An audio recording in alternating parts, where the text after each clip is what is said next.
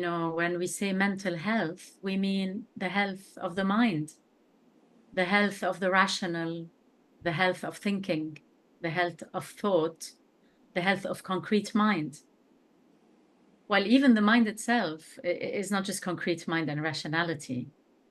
There's a whole, other dimension to the mind, which I don't think mental health properly sort of apprehends.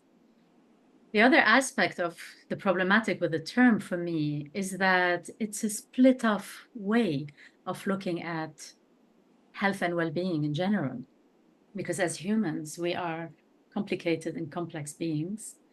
And the mind is just one of the elements that makes up the filter, for our experiences in the world and a dimension of our experience. There's the body, there's the feeling, the emotional aspect, there's the nervous system, there is the cultural aspect. There are so many different dimensions to our existence that I find mental health is very one way and actually a split off way of wanting to consider those challenges.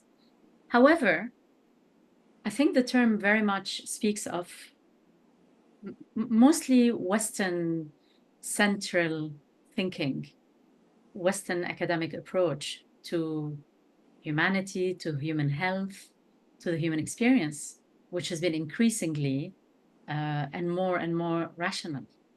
So it's all about reason, control, categorization, labeling. And things are pretty black and white when we speak about them in these terms. So I feel that to be able to support people in a more wholesome manner, I really try to not use the term very much in my work.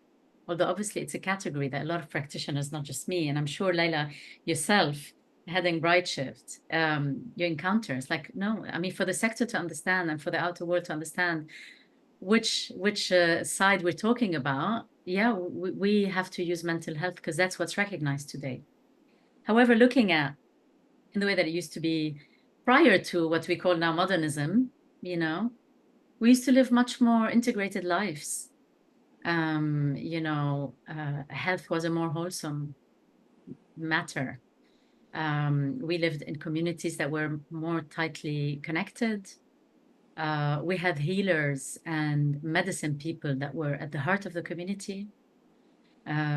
We had rites of passages that were built into our daily lives that accompanied children from when they were babies until they were infants and all along until they were senior, accompanied by the community. These transitions were acknowledged, they were supported, they were celebrated. All of these aspects that don't exist now have sort of fallen apart. And so health is no more the affair of the village as it used to be. We need to go to specialists. And so we're split up like that. We'll go to a mental health specialist that will deal with our mind. We'll go to the person that deals with digestion and we'll, for our problems. And often when clients come to mental health, I'm doing this with my hands, practitioners, we might actually tap onto what's happening in the digestive system because it's all interrelated. And so that's kind of what I mean. And just to finish up with this question, although it's such a vast topic that I can talk about forever. I think what psychosynthesis also brings is this spiritual aspect. And today, when we say spirituality, it trigger quite a lot of cliches and stereotypes, perhaps. But what psychosynthesis means by spirituality is this idea that deep inside we are all whole, even if sometimes we might feel a little bit broken. We are whole. And this wholeness in us is the best way of describing it sometimes is that place that some people go to when they meditate, when we find a sense of peace, when we have an experience of love with our child, with our partner, with God, with nature.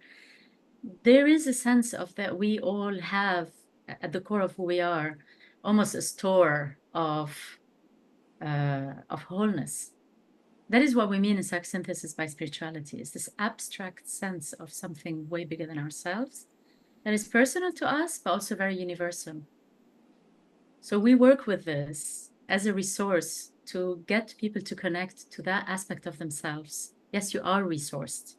You know health, you carry health.